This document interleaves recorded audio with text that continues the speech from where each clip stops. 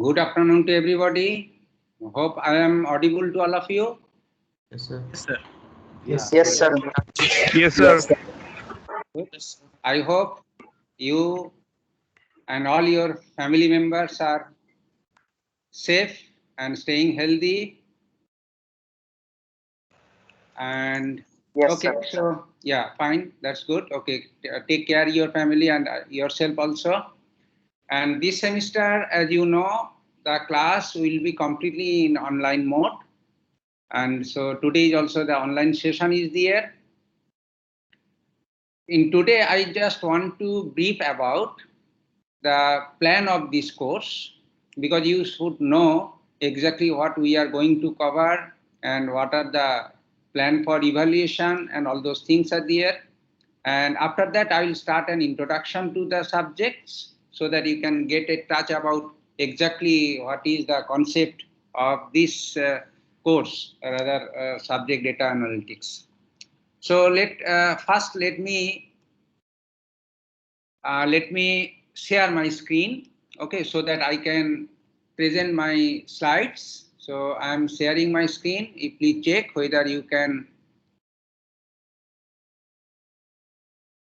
yeah. So I'm in the process of sharing the screen.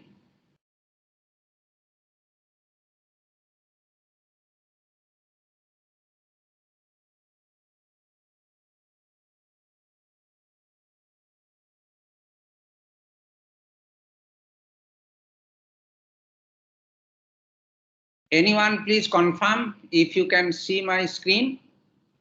Yes, sir. Yes, sir. You can Yes, see sir. here. Visible. Good. Yes. Yes, sir. We can see. Okay, that is fine. Yeah. So as you know, the title of this course is Data Analytics, and the code is CS61061. So primarily it is being planned for the PG level course, but because of the popularity and then demand, we have extended it to mainly final year and pre-final year students. And myself, Devashish, okay, I'm the faculty member in the Department of Computer Science and Engineering. Now, so today I will discuss about organization of this course in this semester, the syllabus that we have planned to cover it, objective of the course, and then evaluation plan and other method, the other steps that we should follow. And I will give you the reference and then some study materials that you can refer in your study. And you already know about the Teams Microsoft, so we will follow this online platform for taking classes. And there are many other features. Team Microsoft is having very good features also. You will be able to enjoy all those features there. And finally, if you want to contact anytime, you can do that. I'll share the contact details. Okay, so this is a 4 credit course. So 3 theory classes, 1 tutorials, and no lab component. The course is being offered in D4 slot, Monday, Tuesday, and Thursday. Monday from 12 noon to 12:55 hours, Tuesday 10 to 11:55 hours, and Thursday 8 to 8:55 hours. And all the classes, right, for this course in this semester will be through the video conferencing only. Now, so far the objective of the course is there. You know, at the recent times, the data becomes a very important to our everyday life. And this data is from the different applications and also coming from the different sources. So for the trivial source of the data is concerned, they are usually entered by an operator. They are called the data entry operator, stored in the form of a table, or we can say they are stored in the form of a database. And those are the very old concept actually. And now with the size of the data increasing, the database is not sufficient, and mainly the data are also to be processed in online mode, such as say movie data, video streaming for the sports, and then there are many sensors, they are connected, which are constantly emits their data, and then those data needs to be captured and then processed, and then information to be retrieved from there. So many things are there. So the objective is that how all those data can be stored, can be processed, and then the meaningful information can be retrieved from the data. And for this kind of very large data, so there is a need of that scalable computing.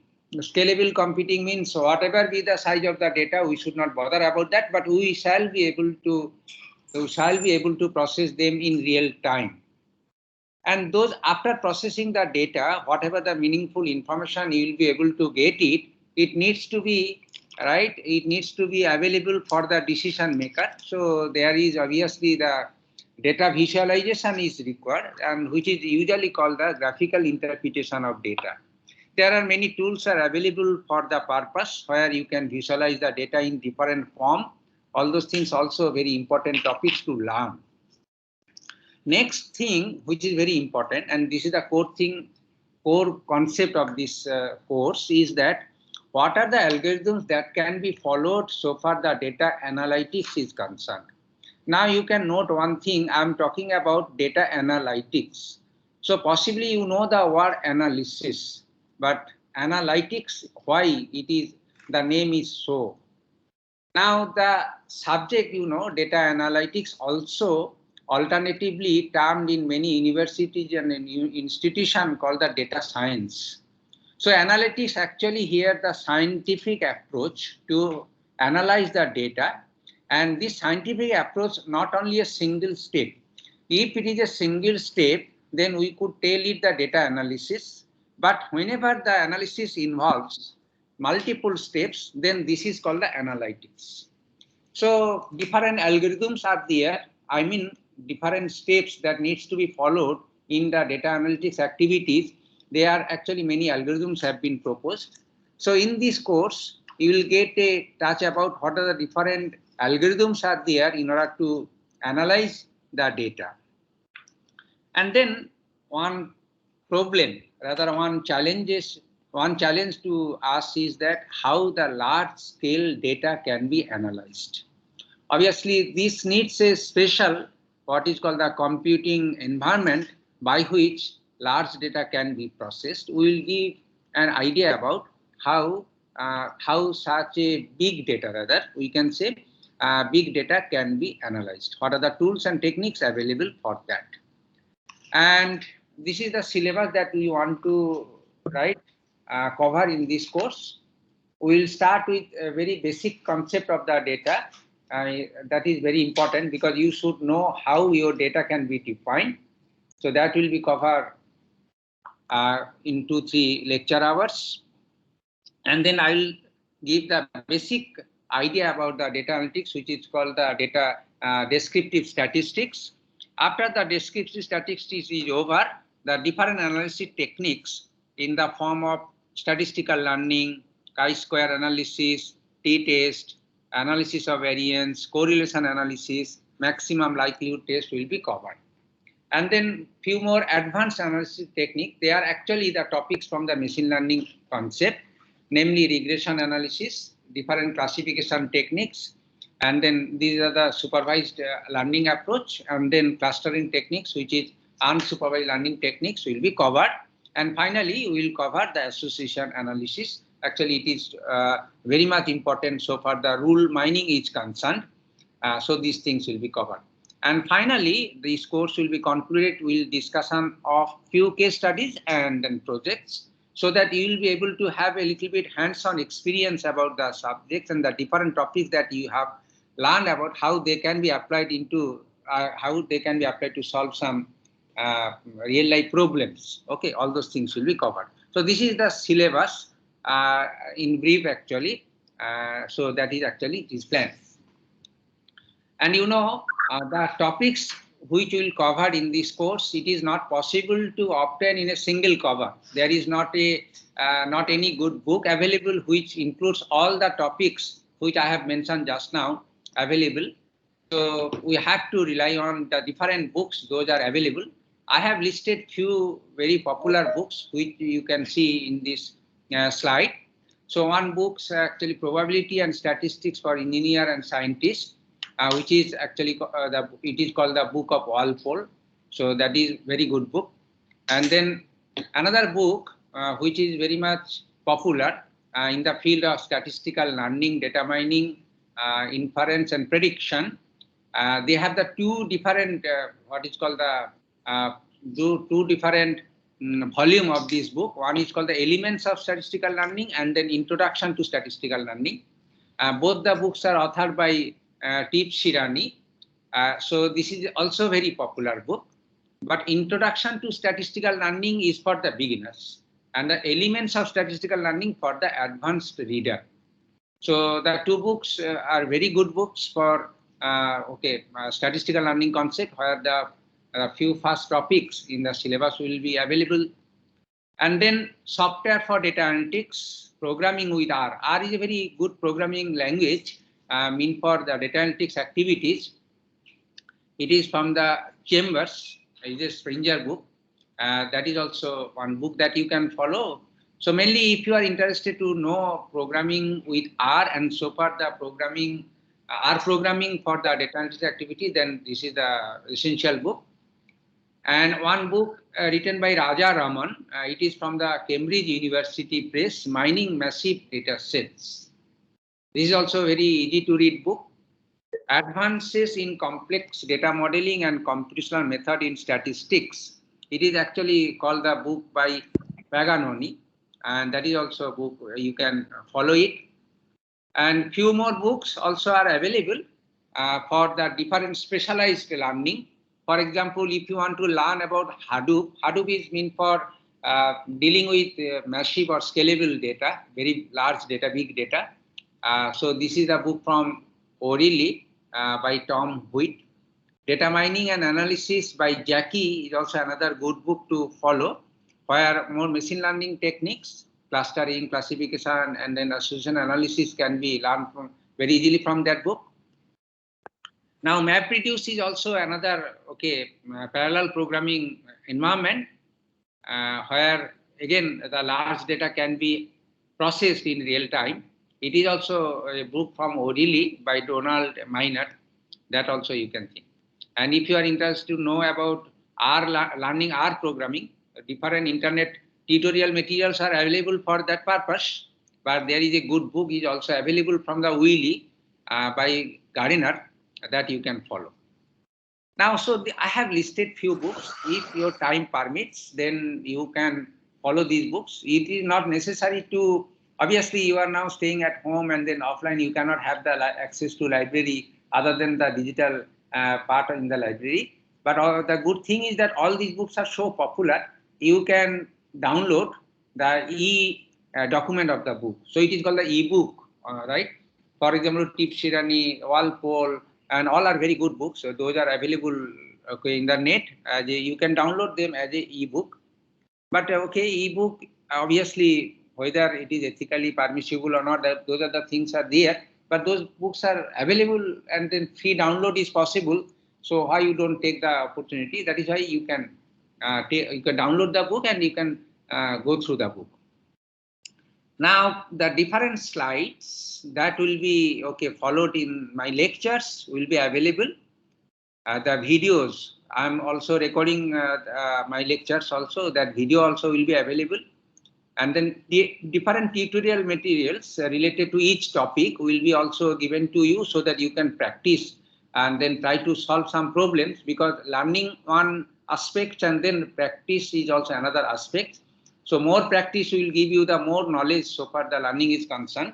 So learning is one way and then practice is other way. So both the ways, if you follow, it is very good for your knowledge gain. And all the slides, videos, and tutorial materials will be available at SharePoint of the Microsoft Teams virtual classroom portal of data analytics. Right? You check it there. There is whenever you can log into the Microsoft Teams, and from your dashboard you can find one menu. It is called the files. Under these files actually is a SharePoint. And under these files, you can see the many directories are there. One directory like class material, which I made. And under this class material, all the lecture slides and then video and tutorial materials will be available. And then other documents, if it is required there, you can also obtain from there itself. So this is the SharePoint of the Microsoft Point. You try to check it, how to go to the files menu there and link there, and then how to access the different material. And the slides usually which I follow the next class, I beforehand I usually upload it into the SharePoint. So before coming to the class, if you can, then you can go through the slides and then quickly check it, and that will be good, good for you also. So this is the things. And then course calendar, what I want to say, I have planned the course so that, because timing is a very important issue here, because our time, although this semester is a very large semester, and then we have around 65 working days in this semester, compared to the spring semester, which is relatively very smaller duration. Anyway, but out of the 65 working days, there are some obviously days for reserved for the test and others.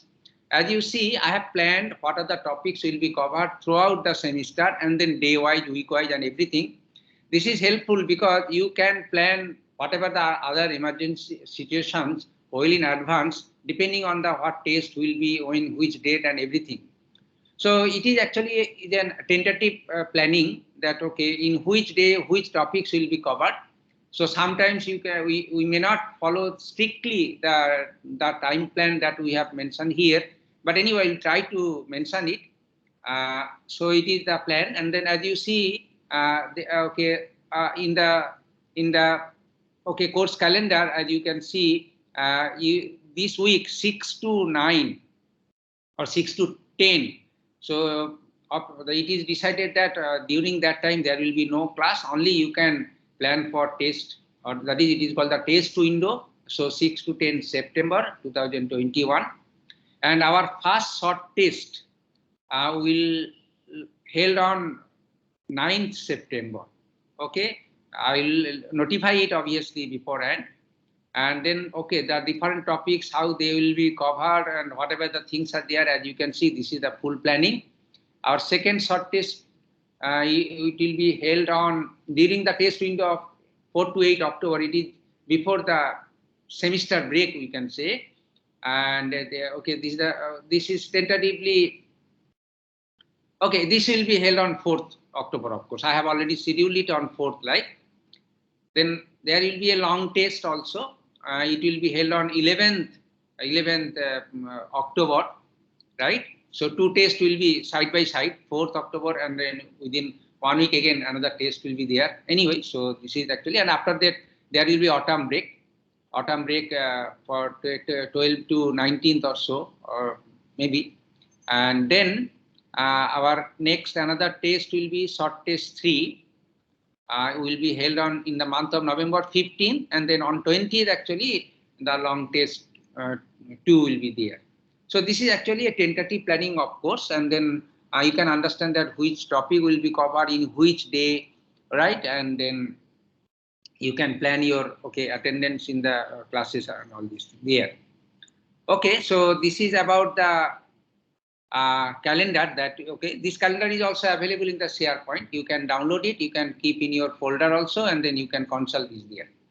Now, as you have noticed that so far the evaluation, because evaluation is a very important one aspect of any course here, because it is an academic program, and this is an online program also. It is a very challenging task for all of us to do the fair evaluation, but there is no other way other than doing unproctored online test only. And for the unproctored online test, we shall use Moodle course management system. And then for that Moodle course management system, you have to again log in into that if you don't have any your account. And there will be a course named Data Analytics where you have to register or enroll it. I'll send you the separate link to how to join the Moodle course management system, and then you can be a member of this course. So I'll let you know these things in due time. Now, so far evaluation plan is concerned, as I have already mentioned, there will be 3 short tests: short test 1, short test 2, short test 3. And you know, actually it is okay, it is decided that the online program should be based on continuous and comprehensive evaluation. So continuous comprehensive evaluation, that is why to obey with that decision, what I have planned is that there will be altogether 5 tests, right? So 5 tests. It is not that physical class there, 20% TA, then 80% is mid-sem and what is called the end-sem. It is not like that. So the 8 tests actually, and then 8 tests will be spread throughout the different dates. I have already mentioned that during 3 different test windows I have told you. So all these 3 test window will be followed only strictly, so that there will be no overlapping with any other course or any other subjects. So 3 short tests will be conducted.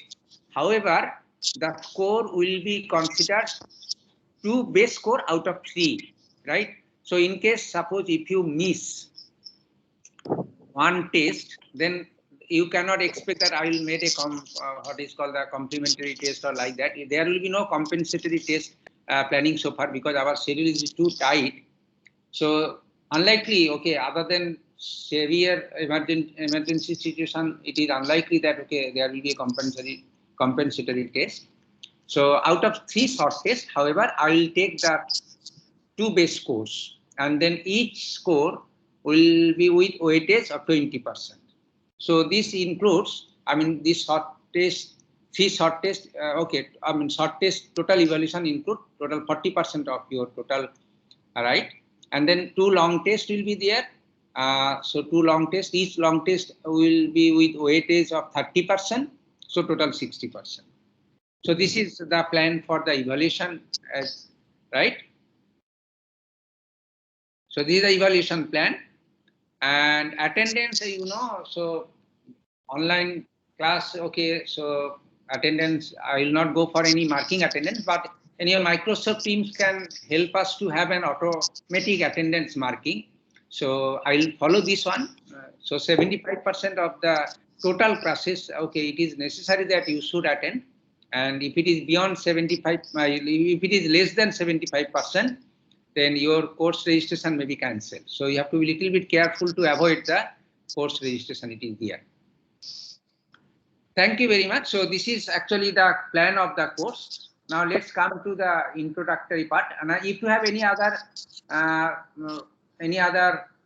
suggestion or any other view, you can express it right now before going to start the introduction to this course. If any, yes. One by one, please. Hello, sir. I have one query. Yeah, sure, please. Sir, whether assignment will be under evaluation? There will be no assignment, right? No assignment, only the test. As I said, those are online tests, online, and it is unproctored, right? So online test will be there, no assignments. And all the tests will be evaluated, whether it is a manual evaluation or the evaluation through the course management software, that is not it will be decided in due time. So there is no assignment, but there are some things given to you for your own practice. You can discuss all those things, whether you have solved the problem correctly or not. That you can do it, but there is no any other marking for all the assignments. So the exams will be subjective or objective, or also with coding? It is actually mixed type. All short tests are of objective type only. So it is just like right, right, and this some objective type and Sir, couldn't hear your answer. Yeah, sir, your voice is breaking. Yeah. Okay, my voice is not clear. Actually, the problem, it is not the problem from my side. Some people have unmute. If they mute their microphone, then only my voice will be very clear. So you can ask question. At the time of asking question, you please unmute your microphone and then immediately you mute your microphone. Then only noise will be. Noise is not from my side. Noise is from the other sides. Yeah, now it is clear. Yes, sir. Yes, sir. Okay. Now what I'm telling you, all the test and instruction and then pattern and everything, I will let you know well in advance. But I want to tell that, okay, short tests are only objective type. Objective means writing short answer to some questions, maybe true, false, or one word answer, or whatever it is, or some question maybe of MCQ type. A multiple choice will be given. You have to select the correct choices. Those things are. It is called the MCQ type questions. 3 short tests are of that type. Maybe it is half an hour duration or that kind of things. It will be decided in time. It is not yet decided. Now, so far the long test is concerned, definitely it is not the same as short test, but it will include some short questions or short answering, because if I make long answers to all questions, then some students may not able to do good scoring and others. So that is why, so that all students can do very good, right, performance for their test is concerned. So some questions will be given so that they can solve it. So short answer questions will be there to help them, so that people can score in this subject. And then there will be long questions mainly. So questions is actually in the form of solving problems. A problem statement will be given, data will be given, input will be given, and you have to solve the problem, and then output, the result will have to given it.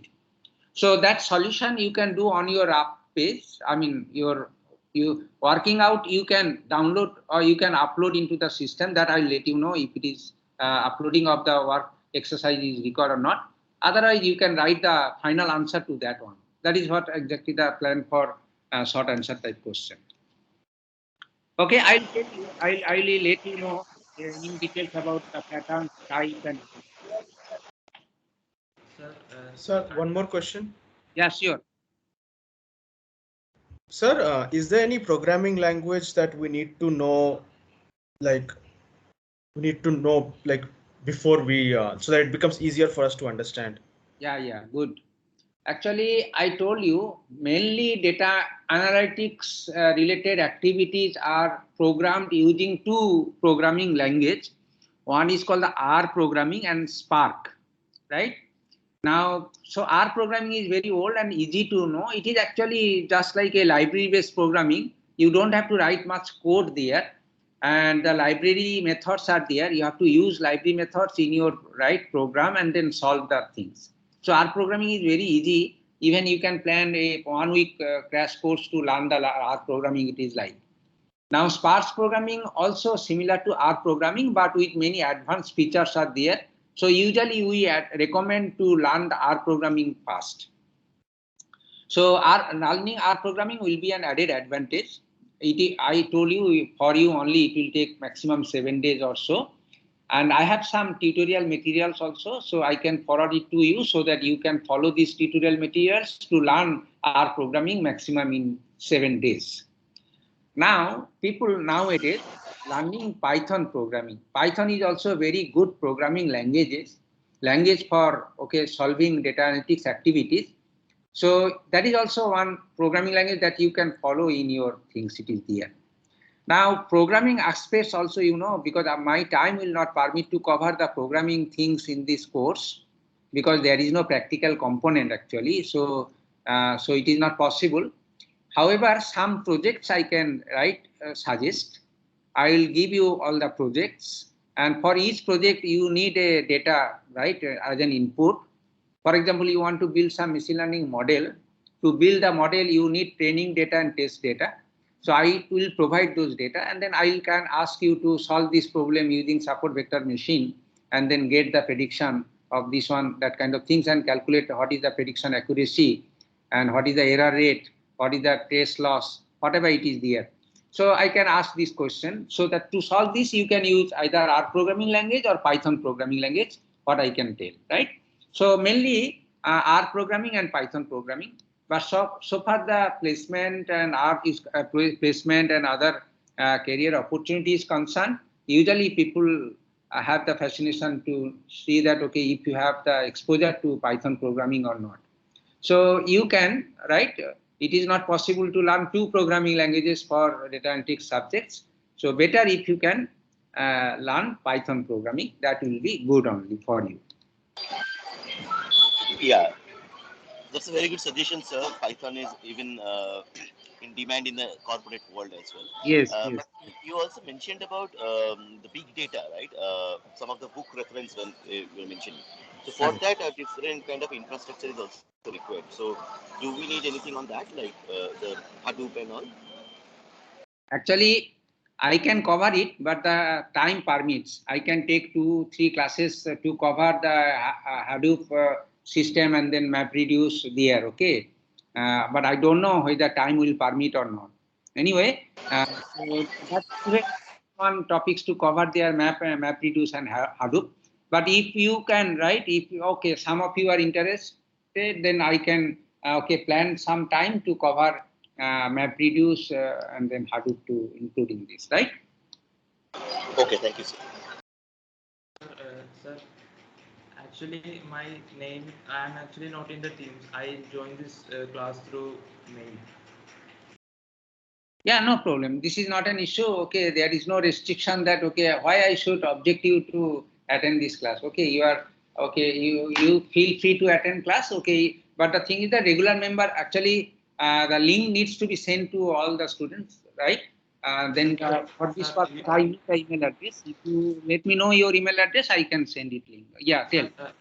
You told all the materials will be in the teams, but I'm not in teams, so I cannot access them. So I was asking if you could add me into the team. I can, right? I can forward all those materials to you. Can I be added into Teams? I am not in the group.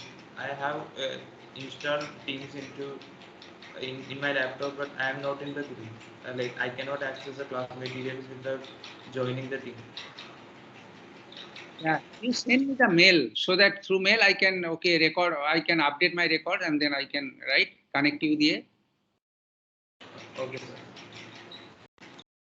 Okay, so let's start. We have just half an hour, and then in the next half an hour, I will try to give a basic introduction to the concept. Actually, although it is, as you know, the lecture topic is introduction to data. So I will mainly focus on what exactly the data that we mean. So the data is okay. I think you are learning the word, right? The data everywhere. Data is there. So it's a very simple question. If I ask you, so what do you mean data? So if say layman, a layman asks you, what do you mean by a data, right? What is data? Then what should be your answer, right? So you can say that, okay, yeah, you don't know data. Data is data, right? And okay, fine, data is data, but it does not give the proper meaning to that, right? But if you ask that, okay, give an example. Okay, I can give an example that, okay, this is a data, right? And you know, data actually is a plural form, but in a singular form, it is called the datum, right? But see, only one, right, in item is not sufficient or it's not meaningful. So that is why always data is used to mean the data. It is actually a plural form. Now, so data actually, as you, okay, fine. If you can't define what exactly data is, then you can give an example that data. So basic data example, like say a few numbers, right? 10, 25, 55, like this one. Or some name of a place, or maybe something else like 10 CS 3002, something like, right? And you see, all these are data, right? Okay, so data means all these things, but what exactly the number signifies, right? And then, okay, if it is a Kharagpur, if I say it is a name of a place or name of a railway station, then you can understand. But if I use some other string of characters, and if I don't say anything, then you will be a little bit confused what it means, right? And like this one. Okay, so data actually represents. Data represents something, whether it represents a student or his roll number or his email ID or his mobile number, whatever it is there. So data is used to represent some fact. Now, from this fact, actually, we need to retrieve information. Now, again, their question is that what is the difference between data and information? Or you can ask that, do you mean that data and information, they are not the same thing? Yes, I say that data and information are not the same thing. Then what are the relations between them, if any? Yes, there is a relation, of course. The relation is that if you have given data, then you will be able to process those data to obtain information. Now, possibly you are getting what is the relation between the two. Okay, so from data we can obtain information, or rather we can say retrieve information. Now, I can tell an example, and you see I have given 7 floating point numbers there. These 7 floating point numbers are only simple numbers as a raw, right? A very innocent look like, right? Maybe 3 digit followed by a single digit as precision, whatever it is there. But if I say that this is actually, this data represents the amount of milk in gram consumed by a person in a week, then you can say that, oh, I see, okay, so this is the total amount of milk consumed in a day. In the first day, he consumed 100 grams. In second day, he didn't consume anything, and like this one. So this is the milk consumption. Okay, so this is definitely a data, right? We can say list of what is called the amount of milk consumption of a person in a week. Now, what about the information? What information that we can obtain from this data? Now, information can be obtained from this data if you process this data. Now, what processing? If I ask you to sum all the values, then you can understand that, okay, this processing, summing all the values that is given in the set, will give you some information. What information? You can tell that, okay, what amount of total milk that these people have consumed in a week. So this is an information. And what is the processing? It's a simple addition is the processing. And then if I divide this sum by, say, 7, then is another processing. What this processing is? This processing average milk consumption in a day. Now, likewise, there is a numerous processing can be applied to this data.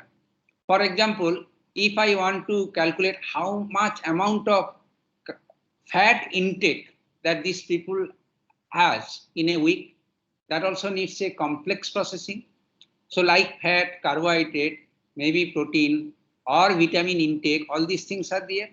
More complex processing depends on, so what amount of immunization that these people can earn by this consumption, that also it can be obtained. But this processing needs some algorithms to be followed, some steps to be followed, some logic to be followed. Then only so many informations that you can obtain. One information that you can obtain easily, what will be his weight gain due to this milk consumption. You can calculate it, and then that will be the information. So given a set of data, you can understand what sort of information that you can obtain.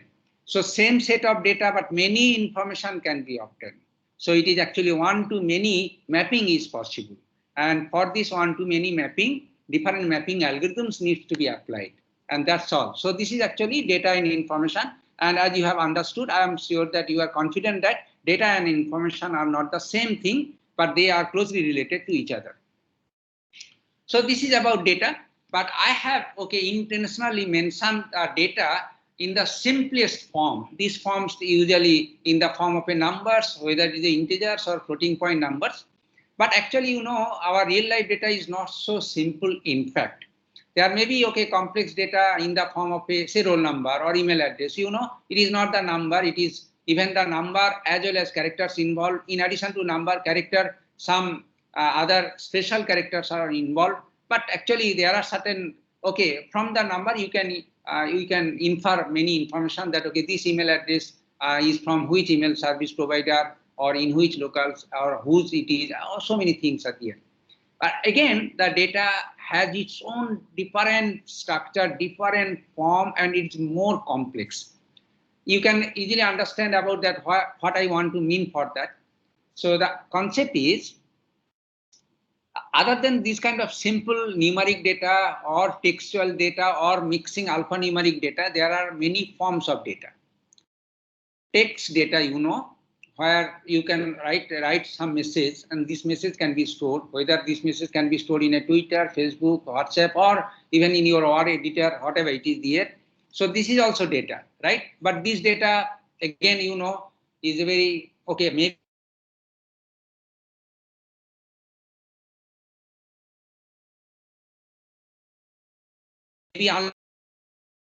contents or internet data and everything, there are also, okay, data where the textual structure is available. In addition to this, even if in the Wikipedia data or other internet data, if you see, the data is of the form multimedia data. The multimedia means the document may consist of text. In addition to text, there may be some images and some maybe video link also. From there you can play the video. So many things are there. So it is a multimedia data actually there. And then you see the data's concept is now getting complex. So image is also one data, right? Video is also another form of data, but they are complex type of data, right? Like audio, video. And there are also some other type of data that actually you can obtain from the different sensors. There are sensors actually, okay, emitting data. That data may be in the binary form, 0 or 1. That means whether the presence or not. For a temperature sensor, whether there is a temperature or no temperature, like it is there. Or in addition to a temperature sensor also can sense the data regarding what exactly the today's temperature there. Likewise, so it may be a simple number or floating point values, but in addition that there may be some streaming data. Streaming data means the data will be streamed in a timeline fashion and time-wise it is there. So it is not that single list is there, is it right? So another example of streaming data like rainfall data, and then the streaming data from the stadium also, whenever some sports is going on, it is actually streaming video or audio or whatever it is. So this kind of data is also very popular here. Now, so data usually available to us needs to be processed and then analytics to be applied, not necessarily in the simple form, they are in the many forms are here. Now, as you see that, okay, whatever the data, if you see, one question that is very important, that's size. So how the total amount of data can be characterized. So usually we consider that data needs to be stored somewhere in your computer or in some digital device. So we usually store data in the form of a file. For example, simple numbers or rainfall data, which is the numbers or floating point values, or an image or video, we usually store in a file. Now here question is that what is the maximum file size that you know and which is in which application it is there, right? You can understand. So whether they are movies may be in the order of GB, and your streaming videos also may be in the order of GB, and usually all the data that will be given to you, unless streaming data, they are of fixed size. And then maximum, okay, so far our technology and then computing resource is concerned, we are in the stage of processing, say GB order of data. If it is not TB means terabyte. Now next one says, okay, if the size is like this, then what is the speed that we can think to process a data? So usually, so download speed, whether you want to download some data from internet or from sensors or from other source, right? Then what is the speed that you can have in order? Now, as I'm saying, is the speed possibly in the data, in related to data, this speed is, you know, it is kilobyte per second or megabyte per second. So whenever you use an wireless, so usually it shows you what is the speed of your wireless connection that is giving in your device or your service provider. So this speed is, right, maybe kilobytes per second order or whatever it is there. That is very good. So it is 50 kilobytes per second means you can think that, oh, I have a very good speed of downloading and whatever it is there. But here is the question is that this kilobyte per second and whatever it is there, how much time that it will take to download a movie file which is in the order of say 2 GB or 3 GB like. And then definitely that will be again one question. And then in the real application, this data can be much more, right, bigger size. If it is like that, maybe 100 GB data needs to be downloaded from a source, then how much time that you can afford? So actually, this is the affordability that you can do it. But so far, your real life application is concerned, you people are very, what is called the busy. You cannot wait. You don't have any patience so far waiting to 1 second or maybe minutes also. So rather you can afford maximum, say, in the order of millisecond, right? But there are some real-time applications are available in different areas where they can allow you to process your data in the microsecond or even the nanosecond order. So you can understand that minutes is very long time for you. Second, okay, I can do, but you will be very happy to have the data speed in a millisecond, but will be very happy if it is microsecond. But there are some applications where you need to, the real-time application where you need to process your data in nanoseconds.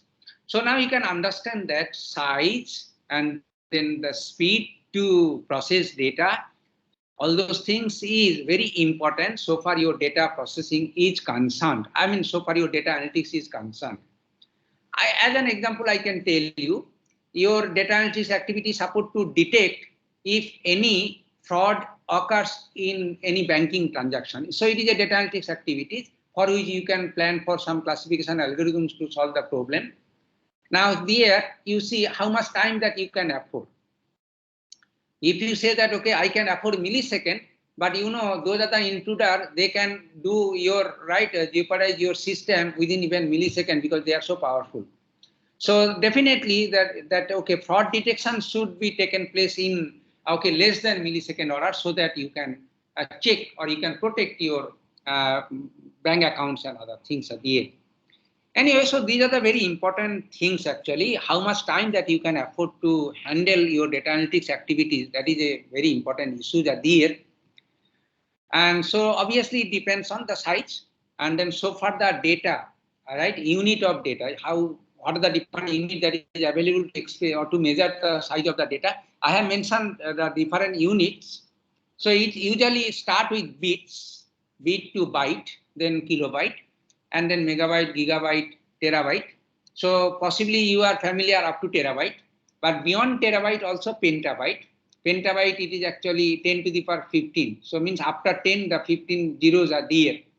Then exabyte, zettabyte, and ottabyte. Ottabyte is the largest file, largest unit to measure your data size. Very big numbers actually. Now, here you see, I'm just planning to discuss about the trend. And the trend is, this picture can give you an idea about what exactly the trend. So this is actually, this image shows the digital universe. It is rather size of the digital universe. Around 2009, the size of the digital universe, I'm thinking digital universe means I'm telling about what is the total digital content that is available in this, right, world actually, right? So it is actually the size of the internet or www, you can tell.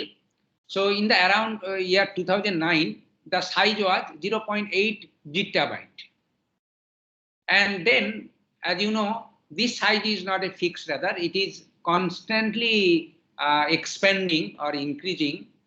The size is, okay, it is the growth rate is around 44%, like, so it's a factor of 44. And then it is anticipated, or it is actually occurs that in 2020, the size become 35.2 gigabyte. So the idea it is like that, okay, so it is gigabyte, terabyte, and pentabyte, exabyte, we exceed to zettabyte. This is the size of the total digital universe. I mean, whatever the movies, videos, text, those are available on the internet, including everything. As on today, 2020, it is more than 35.2 gigabyte, and in coming days, it likely to be increased. And then that increase rate is not necessarily static increase or linearly increase; it may be exponential increase also. So here also another snapshot that you can see, a very big company like Google, Microsoft, or Flipkart, Amazon, they usually process a very large amount of data each day. So amount of data usually they needs to store in a day in the order of terabytes. Okay, so that is actually the current technology, and then in coming days the technology, if it is improved, then this terabyte processing definitely will move to petabytes order like this one. So here there is one code which I have collected from the internet itself. Every day we create 2.5 quintillion bytes of data. Now here quintillion is another unit, is to measure the data also, other than gigabyte, terabyte, petabyte, all these are there. So 1 quintillion, actually quintillion is in the two metrics actually. One is the US metrics, another is UK metrics. US metrics is 10 to the power 18th, right? And UK metrics is, it is 10 to the power 30. So that means 1 quintillion is equals to 10 to the power 18 in US system, and in British system it is 10 to the power 30 bytes. So 1 quintillion, this is very big to measure the very big data. So far this data digital universe is concerned. Now I say that okay, we are creating 2.5 quintillion bytes of data. So far the report is concerned, and then all those data is coming from where? What are the source of the data? So these data are coming from several sources, right? These sources, as you know, these are the many social media nowadays we are using, and they are pumping these kind of huge data every day in every moment. Then other than the social media, many scientific instruments are installed here and there. They are also constantly either collecting data or generating data. So this is also one important source of data out of 2.5 quintillion data. Then mobile devices also constantly, right, propagating many data are there. And the sensor technology nowadays is very much improved.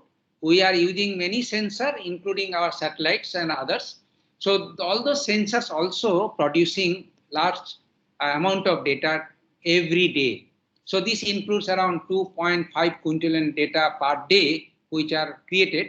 But these are data generation, but all data need not to be stored, or it needs to be stored in a compressed manner, or maybe in a summarized form, whatever it is there, because such a big data, for example, satellite data streaming, and it is, if you store it, then that is a massive data. Instead of storing raw data, we can just summarize the data, and then after summarization, the processed data can be stored in a lower size like this one. But the concept that the data that is needs to be processed today are not in the order of the gigabyte or it is in the very large order. Okay, the order I have said that is okay, if it is not quintillion, maybe it is like that only. So that data is called the big data. So truly our recent data is big data. Now the question is that how we can differentiate. Hello? Yeah. So then there is a discrimination is there, data versus big data, right? So let's see exactly what is the concept of the big data.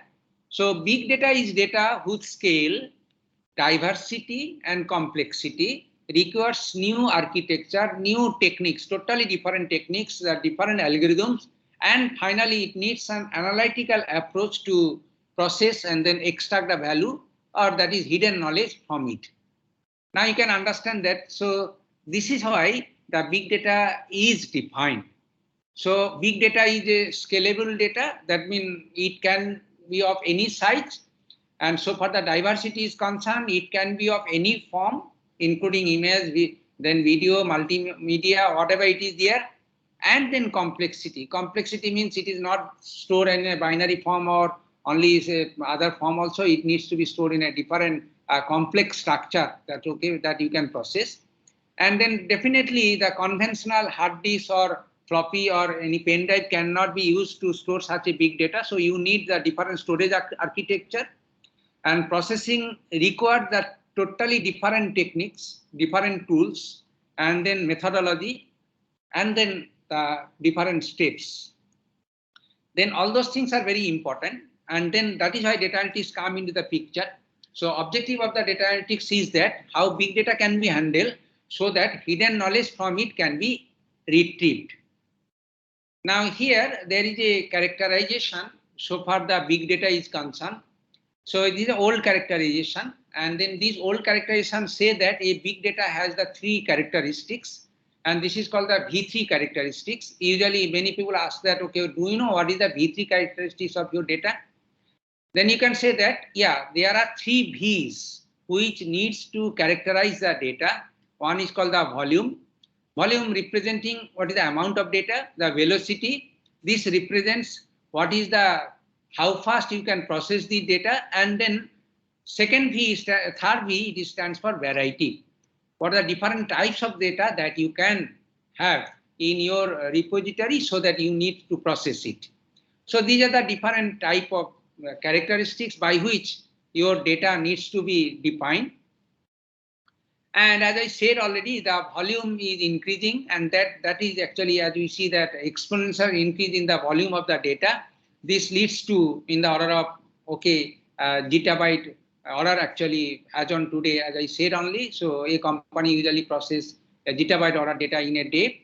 And so for the varieties is concerned, text, numerical data, image, audio, video, and then time series data, that means the streaming data, social media data, and many other data that is stored in many tables or in a many distributed storage space. They are called the multidimensional data. All those things are there. And so there are different types. Again, there is another variety is also static versus streaming data. You know, static means it is remains same, but streaming means constantly the data is changing over time. And that is why it is actually coming into the picture as a time series data. So these are the concept of the different varieties that you can have it. So, and then finally the V for velocity, that means in how much amount of time that you can afford to process your data. As I already told you, nanosecond also, okay, I mean, if we can process your data less than nanosecond, we shall be really very happy, and it is there. Now, again, small data usually used for business purpose. Those are actually stored in a database like this one to judge the business intelligence only. Business intelligence means, okay, there are certain, right, query needs to be answered. And then, so, okay, how much sales that we have performed in this month or in this week or in this quarter, whatever it is there. This kind of information, if you want to retrieve, then, okay, the small data processing you can tell about. But for the big data is concerned, it is not, apart from the business intelligence, we need to predict the data, then prediction. For example, if you have collected the data regarding the exit poll, and then you have to predict that which party will win. So this is actually the different type of processing it is required. This processing is called predictive analytics, or it is called the data mining also. So the big data, I mean, our big data is usually for predictive analytics and data mining. On the other hand, the business, okay, for small data, we usually apply the business intelligence to process it. And then as you see the business value, so far the business value is concerned, for the big data, we have very large business, high business value. However, the big data is too complex. So here the complexity changes with the business value also, and this way the different needs. So for the big data and small data is also changing, it is there. Okay, so business intelligence usually mean for ad hoc querying and reporting. Data mining techniques can be followed. They are usually in the form of structure, so that they are structured data, right? And they are collected from the typical source. And it is small to mid size. I say that, okay, maybe in the order of GB max. On the other hand, if the large data or rather big data, they are mainly, as I said, that used for the predictive analytics. So they are with the complex statistical analysis needs to be performed in order to predict it. Optimization and predictive analytics is the main task that needs to be followed. And here the type can be anything. So it is all types of data, and they can be collected from the different source. It is not that single source, multiple sources are there. And it is very large. As you say, large means it is in the order of, okay, gigabyte or more. And it is more of a real time, because predictive analytics needs to be done in a real time manner. Where the business analytics, okay, you can wait 3 minutes to generate a report or answer to a query. That is fine. But for big data, it is there. And you can understand that. So challenge, actually, there is a drastic change in the challenge so far processing of big data is concerned. So these data analytics imply the big data analytics actually, if I don't say explicitly anything else. Okay. Now, okay, tools and techniques. So for handling this data is concerned, I just quickly touch about what are the things are there. There are many, you know, many players are available at the moment. So few players are playing with how to develop storage architecture so that we can store a large amount of data. And then few people are developing the processing procedure that how we can process those things are there. And then few players, those are available for servers, right? So that they can protect the data as well as service, they provide some services. So this way the different tools and techniques are available. In the first, okay, top layers, as you see, the different players who are working with processing of the data, right? So few important giant players here like Oracle, and then Splunk, Media Science, all those things, SAS, all those, they are very good business organization, including Microsoft, Google, they are also there, of course. And so far the infrastructure is concerned. So it is actually infrastructure mean a service that you can provide, is you can say the cloud service or that kind of things are there. So again, many vendors are there like EMC Square, Cloudera, and then Teradata. All those are the very Sybase. All those things are the very popular player for providing managing infrastructure. So far the big data is concerned. And then at the bottom level, you see there are the different storage architectures. It is from the HBase or Mahout, Hadoop, even Google also in some sense, Cassandra. They are actually okay developing technology, new technology to deal with a large amount of data. So these are the main players. So okay, you will be very happy to work with them like Google, Hadoop, MapReduce, Mahout, HBase, Cassandra, right? Because they are really now dominating the market, and then they and then career also with them is very bright. So that is there. And many tools, I have given a few list of the different tools. So far the storage, service, programming and analysis is concerned. You are asking that question that which programming language you can follow or processing. So R, Yahoo Pipes, and then those are the some tools available for processing, right? And similarly for storage, Hadoop distributed file system, Google distributed file system, S3, they are the good storage. Obviously, the based on payment is not, none of them may not be free for the service. Anyway, so my time is also out, and I will not be able to take much more class. Now, if you have any question, I can take 2-3 questions maximum, so that you can ask me question. Few questions, obviously, I have listed here based on my today's delivery. You go through the slides, you try to give the answer. Those are very simple. It is basically give you some thinking power to solve problems. Look like what are the questions that you can think about it.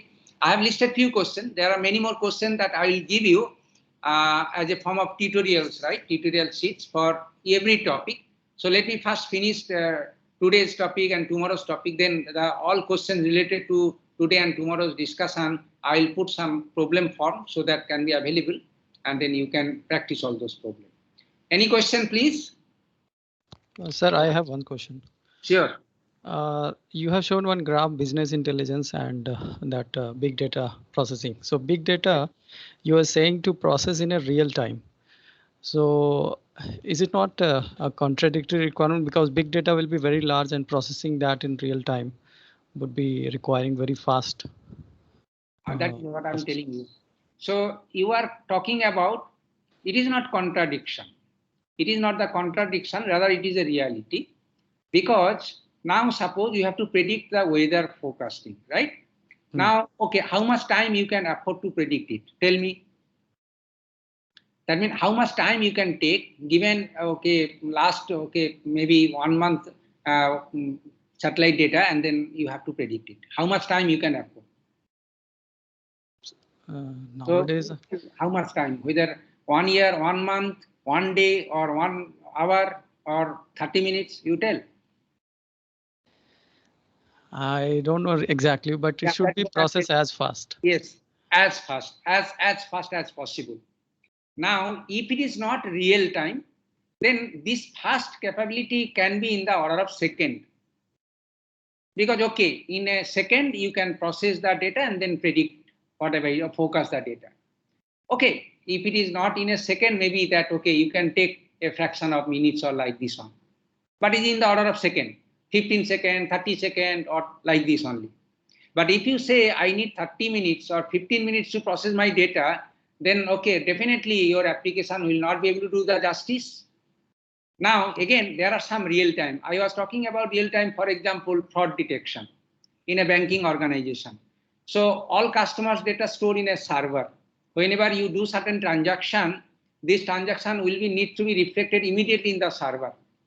Now here also, you know, so far the security of the different clients' account is concerned also needs to be ensured. Now, what sort of security threats are there? For example, the ATM you are withdrawing. How you can check that, okay, your ATM card has been stolen and then one, right, okay, the miscreant has collected it and then they are, okay, collecting all ATM amount from you, all the data from your ATM, from ATM counter like ATM machine. So your server should be, so you can rely on a bank service where they can provide you that automatic fraud detection. Now you tell me how much time you can afford to do that, right? So if you say, okay, I can afford 1 second, but you know, 1 second is too much time to prevent any loss or damage to your system, right? So likewise, there are many server attack or any other things are there, needs to be checked and needs to be taken care immediately. And if it is immediately means what is, it is if we say microsecond, that is also too much for me. So I should be very happy to do it in a real time. So the concept is that the processing of such data is not a small amount. Transaction can be large because SBI banking server, they have the bank account throughout and many customer, many transaction can take place even at the same time. And then you have to check it and then you can understand that how much data needs to be handled. So obviously it is a big data volume and then processing should be done in a real time. As I say, real time means it should be in a reasonable time, that is in the order of millisecond, microsecond or nanosecond, it is like that only. So it is not the contradiction, it is actually our challenge, it is actually our demand and we need to fulfill that demand. But for this purpose, you know, we have to follow some tools, specialized technique so that we can deal it, we can overcome this challenge. And that is what exactly the concept is coming, that how we can solve it, right? Yes. Yes, yes, sir. Thank you. Any more question, please? Even you should ask any question, whatever coming in your mind. You should not feel shy that, okay, if I ask this question, people will think that I'm full. You are in online mode. Nobody will watch you who are asking the question. But I'll be happy to have the question from your side. Then I can understand that, okay, you have followed my delivery today. So ask any question, please. Not necessarily belongs to these slides. Okay, maybe beyond slides also. Whatever the things it is coming in your mind. You mentioned about multiple algorithms also you will cover, like one example you said support vector machine. Now for that, right, should we also learn like how support vector machine actually work like inside the algo, or we will be using some of the packages in R or Python? Actually, yeah, so support nowadays people are, if you follow Python programming environment, you know, so support vector machine is already been implemented. So you can just, as a library, you can use it. You just give input. Input is your training data. Model will be built by this library and the model is ready. And then again, you can bombard the test data. Model can be tested. It will give you the output. So it is now so fast and it is so user friendly. And as a programmer task, you really don't have to do anything. But the idea is that how support vector machine works. whether your data will be applicable to SVM or not, and what is the scalability, what is the time and everything. And as another twist, I can tell you, okay, using support vector machine, you can build a model which needs to predict a data in the order of, say, a second. But what modification that you can do in this sub SVM based algorithm so that the time of computation can be reduced. So in that case, definitely, if you follow the library, then you don't have any control over that. So there is a less of customization in there. But if you want to customize it, then obviously you have to go to the code level. So the learning of the support vector machine is essential, other than using the support vector machine to solve your problem. So all the packages, those are available, they are not for engineers truly. They are only for the, we can say, just a clerk or something like that. Okay, if it is, okay, clerk is okay, little bit, but it is just like a only technician level, right? What a technician can do. Technician know that, okay, this library is available and this is my input. I fed the input, I got the output. That's all. But as an engineer, engineering acumen is different. Engineering acumen is that how we can apply the SVM to my data, where, say, suppose this data is a image data. Then apparently people, the technician will say that I cannot use the SVM to classify image data. But you want to classify the images, right? Dog, cat, then cow, so many images are there. You have to classify it, which animal it is. Then definitely you have to, right, apply your engineering, right, skill there, and then you can apply it and solve it. So this is the concept. So package versus the engineering is a different thing. Package is for the technician, which is already available in the form of R programming or Python programming, whatever it is there, right, or Java, whatever you can say. But so far your, I mean, as a role as a data analytics engineer is concerned, something else. That is why in my introduction I wanted to emphasize what are the engineering issues that are there. Rather, what are the challenges are there that needs to be overcome. Okay, that is why I bring the big data into the discussion. Yeah. Anyways, okay, that's fine. Yeah, I hope you got your answer, please. Yes, sir. Thank you so much. Yes. Yes. Any more question, please?